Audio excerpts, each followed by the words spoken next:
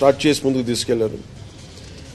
దీంట్లో నేను గవర్నమెంట్ వచ్చాక కొత్త ఎన్డీఏ ప్రభుత్వం గౌరవ ముఖ్యమంత్రి నారా చంద్రబాబు నాయుడు గారి నాయకత్వంలో ఇది వచ్చినప్పుడు దీంట్లో ఇది జరుగుతుందని తెలుసు, చాలా సంవత్సరాలుగా అందరికీ తెలుసు. కానీ ఫారెస్ట్ డిపార్ట్మెంట్లో చిన్న వైలేషన్ ఏదో జరిగింది, అది ఏదో వస్తే నాకు దాని మీద మాట్లాడితే అది యాక్చువల్ దాన్ని చూడటానికి వచ్చాను ఈ రోజున. ఇది 12,000 మెగావాట్లు అంతేగా ఇది ఆపరేషన్. ఈ పర్టికులర్ ప్రాజెక్ట్ ఇది దాదాపు 2,800 ఎకరాలు ప్రాజెక్ట్. ఇది పినాపురం బోత్ మన నంద్యాలలో కానీ కర్నూలు జిల్లా రెంట్లో కలుపుకొని దీంట్లో కంపెనీ కొన్నది దాదాపు 1,700 ఎకరాలు కంపెనీ ప్రభుత్వం నుంచి కానీ లేదంటే రైతుల దగ్గర నుంచి కానీ కొన్నవి.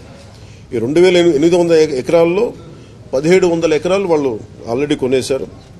దాంట్లో 365 రెవెన్యూ ల్యాండ్, దాదాపు 1,453 ఎకరాలు రెవెన్యూ ల్యాండ్ని వీళ్ళు కొనేశారు. దీనిలో ప్రత్యేకించి మన కర్నూలు ఈ నంద్యాల భూముల్లో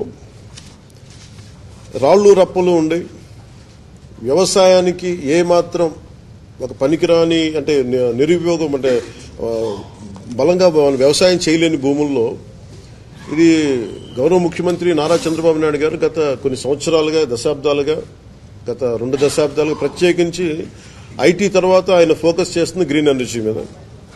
ఆ గ్రీన్ ఎనర్జీది ఆ లీడింగ్ ఆయన మొట్టమొదటిసారి 2014లో వచ్చిన, అంతకుముందు ఉన్నప్పుడు 2014 ప్రత్యేకించి ఆ గ్రీన్కో వీళ్ళు విదేశాల నుంచి వచ్చి వీళ్ళందరూ ఈ కంపెనీ వచ్చి మేము ఇలా చేస్తున్నామంటే ఆయన ఎంకరేజ్ చేశారు. దాంట్లో భాగంగానే ఈ రోజున మనం ఇంత పెట్టుబడులు వచ్చినాయి ఇక్కడ. దీనికి సంబంధించి ప్రత్యేకించి అసలు ఏముంది, నేను ఎంతసేపు బయట నుంచి చూస్తామంటే ఇది ఫోటోలో చూడటం లేదంటే సైజ్ ఆఫ్ ద ప్రాజెక్ట్ నాకు తెలియదు. ఎంతసేపు వినటం వేరును చూడటం వేరు.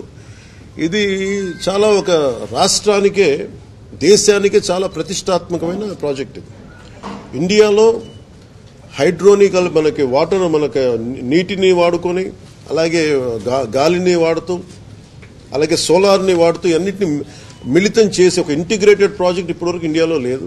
ఫస్ట్ ఆఫ్ ఇట్స్ కైండ్ అది. ఇది ఆపరేషనల్కి వచ్చేసింది. ముఖ్యంగా గ్రీన్కో కంపెనీ వాళ్ళ హెడ్ ఉంటారు ఇప్పుడు.